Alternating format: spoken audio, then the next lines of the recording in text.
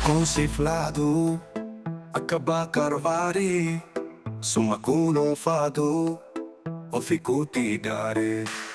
Akaadam sado, ichitike doksu, kasi midu likim se, midama ko opsu medubo. Akkam sabe, akkam uma, akasifta ko FEETA. Tiratisif awalamu, AKKAM garba, si dua ulfadel, o fikuti darba.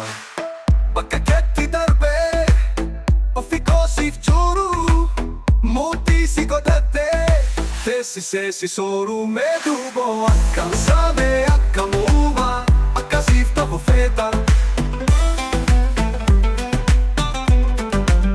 Akkalenji sodiga, morma consiflado, paake hunda fude, o fikusif badu. Akajara apagada, tukara tichichu, tuus tu ipade, hachifta umichu medubo. Akkam sabe, akkam uma, akasifta ko FEETA. Akkalemo pulko, tukase veraru, akahachalo hundesa, parode keraru. Akka usmaya musa, wali se sif sirbu, akka episa at dunya sif se nure irumedubo. Akkam sabe, akkam uma, akasifta ko FEETA.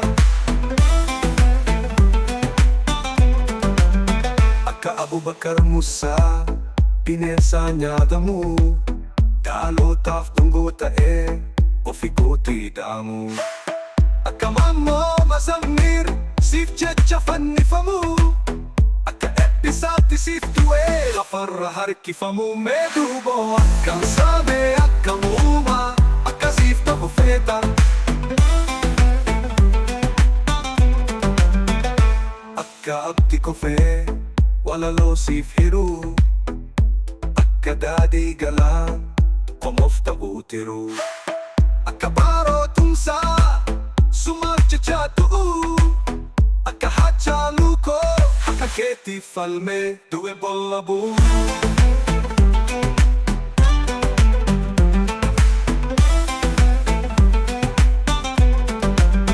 Medubo, akkam same, akkam uma, akasifta ko FEETA.